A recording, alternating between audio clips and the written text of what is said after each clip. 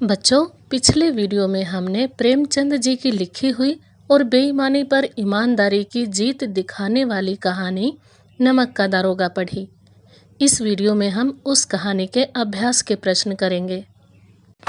इस कहानी के अभ्यास के पहले प्रश्न में पूछा गया है कि कहानी का कौन सा पात्र आपको सर्वाधिक प्रभावित करता है और क्यों। यानी कि इस कहानी के किस पात्र से, किस कैरेक्टर से हम सबसे ज़्यादा प्रभावित हैं, हमें सबसे ज़्यादा कौन सा पात्र अच्छा लगा। ध्यान से देखें तो इस कहानी का मुख्य पात्र वंशीधर है, वही इस कहानी का नायक भी है। वंशीधर हमें सबसे अधिक प्रभावित करता है। वह ईमानदार है, कभी भी लालच में नहीं आता, बेईमानी नहीं करता अपने काम के साथ और दृढ़ निश्चयी है, मतलब किसी भी परिस्थिति में डगमगाता नहीं है। कर्तव्यपरायण है, यानी अपने कर्तव्य के प्रति ईमानदार है और धर्मनिष्ठ व्यक्ति है, यानी धर्म का पालन करने वाला है। उसके पिता उसे बेईमानी का पाठ पढ़ाते हैं, घर की दयनीय दशा का हवाला देते हैं, परंतु वह ईमानदार बना रहता है। कहने का मतलब यह है कि अपने पिता के कहने पर और अपनी घर की हालत देखकर भी वह ईमानदारी को नहीं छोड़ता। वह स्वाभिमानी है। अदालत में उसके खिलाफ गलत फैसला लिया गया, परंतु रिश्वत के लिए उसने अपने स्वाभिमान को नहीं खोया। उसकी नौकरी छीन ली गई, लेकिन कहानी के अंत में उसे अपनी ईमानदारी का फल मिला। पंडित अलोपीदीन ने उसे अपनी सारी जायदाद का आजीवन मैनेजर बना दिया। इस प्रकार हम देखते हैं कि इस कहानी का सबसे मजबूत पात्र दारोगा वंशीधर है और यही हमें सबसे अधिक प्रभावित भी करता है। आइए देखते हैं दूसरा प्रश्न। नमक का दारोगा कहानी में पंडित अलोपीदीन के व्यक्तित्व के कौन से दो पहलू उभर कर आते हैं। यानी कि कहानी में पंडित अलोपीदीन का दो तरह का कैरेक्टर दिखाया गया है और हमें उसी के बारे में बताना है। पंडित अलोपीदीन के व्यक्तित्व के दो पहलू निम्नलिखित हैं। सबसे पहला है लक्ष्मी उपासक, यानी धन की पूजा करने वाला, अर्थात धन को ही सब कुछ मानने वाला। उन्हें धन पर अटूट विश्वास था। वे सही गलत दोनों ही तरीकों से धन कमाते थे। वे कठिन घड़ी में धन को ही अपना एकमात्र हथियार मानते थे। उन्हें विश्वास था कि संसार का प्रत्येक काम लक्ष्मी जी की दया से संभव होता है, इसलिए रिश्वत देकर काम करवाने में विश्वास रखते थे। यहाँ पंडित अलोपीदीन का नेगेटिव कैरेक्टर दिखाया गया है, यानी उनके चरित्र के नकारात्मक पहलू को दिखाया गया है, जिसमें वे धन के बल पर अच्छे बुरे सभी काम करते हैं।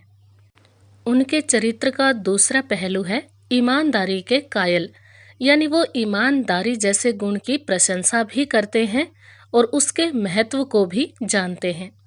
धन के उपासक होते हुए भी उन्होंने वंशीधर की ईमानदारी का सम्मान किया। वे खुद उसके घर गए और उसे अपनी सारी जायदाद सौंपकर मैनेजर के स्थायी पद पर नियुक्त किया। उन्हें अच्छा वेतन दिया, नौकर चाकर और घर आदि देकर इज्जत दी। यहाँ अलोपीदीन का पॉजिटिव कैरेक्टर, यानी कि उनके चरित्र का सकारात्मक पक्ष दिखाया गया है, जिसमें वो गुणों के पारखी के रूप में हमारे सामने आते हैं। अब देखते हैं तीसरा प्रश्न। कहानी के लगभग सभी पात्र समाज की किसी न किसी सच्चाई को उजागर करते हैं।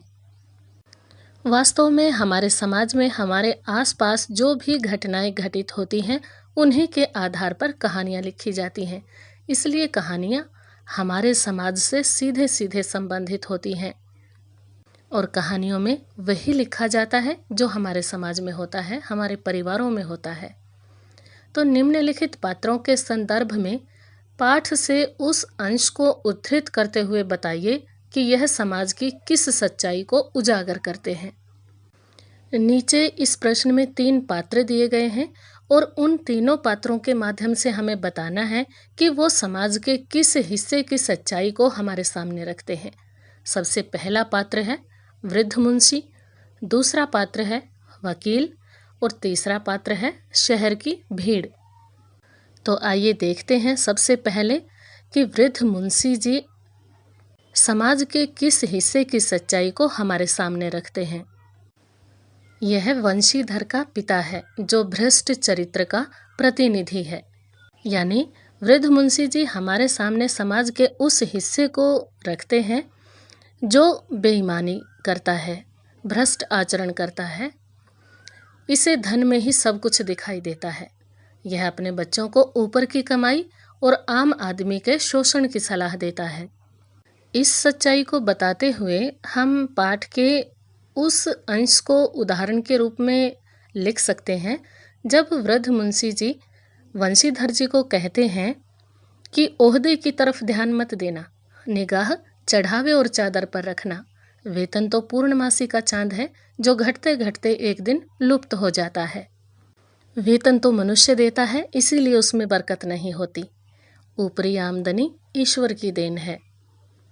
इन पंक्तियों से हमें पता चलता है कि किस प्रकार इसी समाज में रहते हुए एक पिता अपने पुत्र को बेईमानी करने की शिक्षा देता है।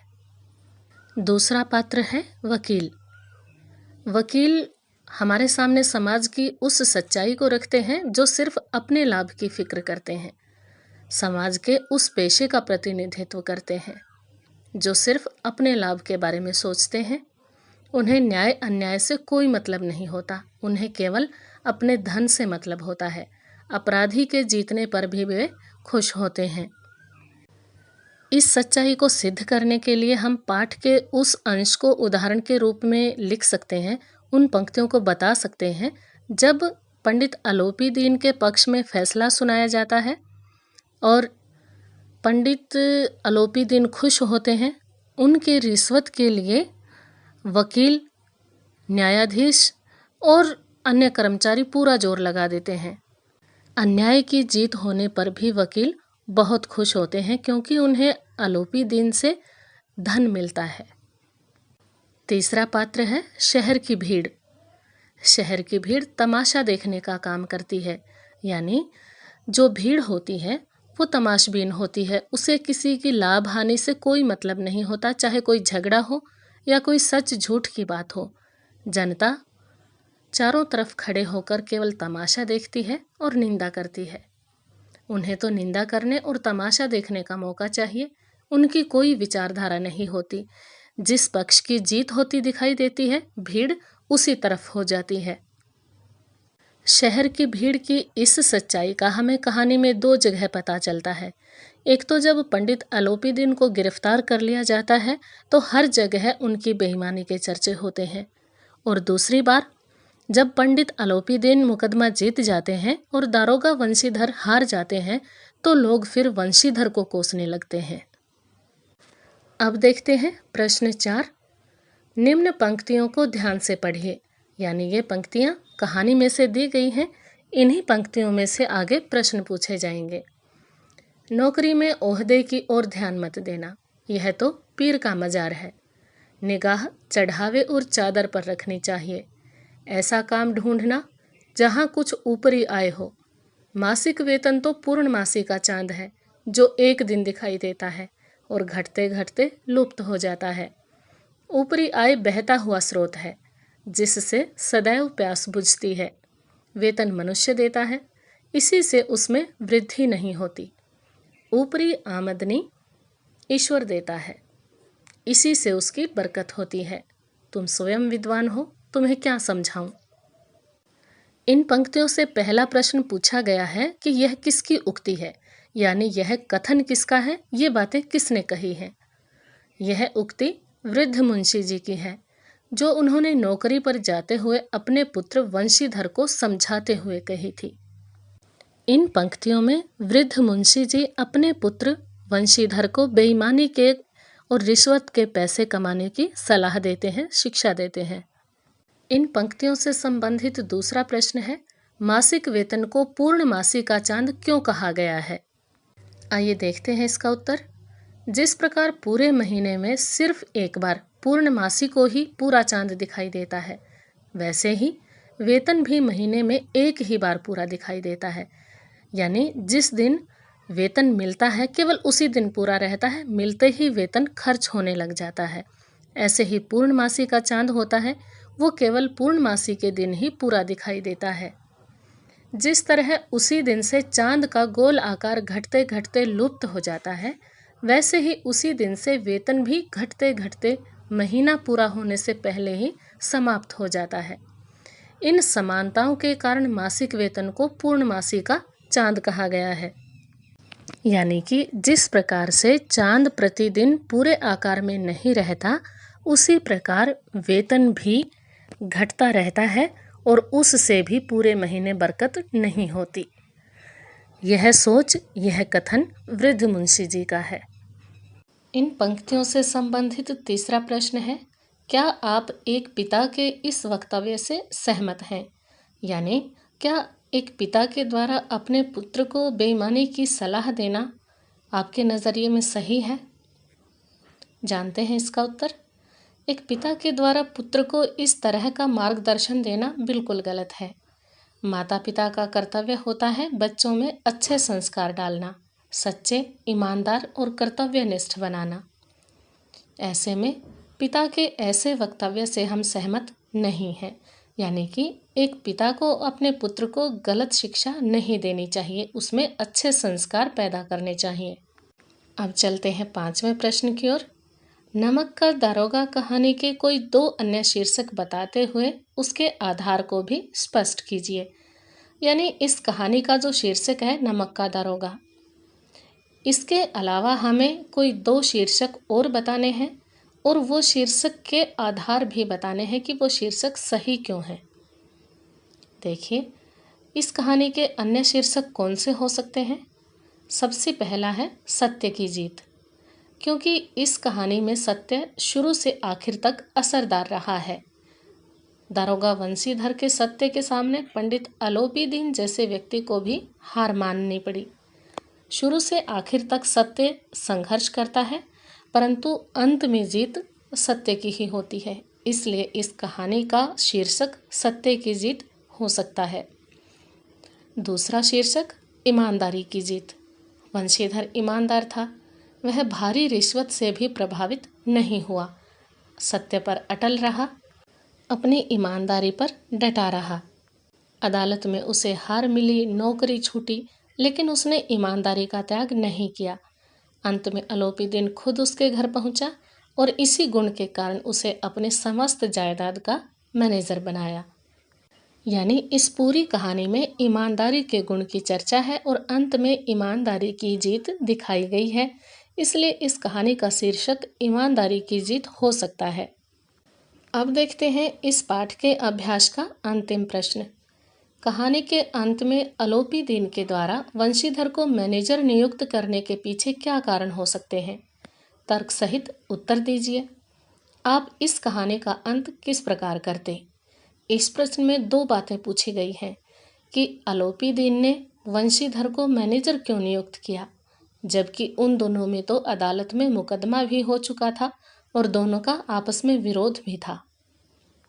दारोगा वंशीधर ने अलोपीदीन को गिरफ्तार भी किया था, लेकिन फिर भी अलोपीदीन ने उसे मैनेजर नियुक्त किया, तो ऐसा क्यों किया? और दूसरी बात बतानी है कि इस कहानी का अंत हम किस प्रकार करते अगर हम ये कहानी लिखते। आइए देखते हैं।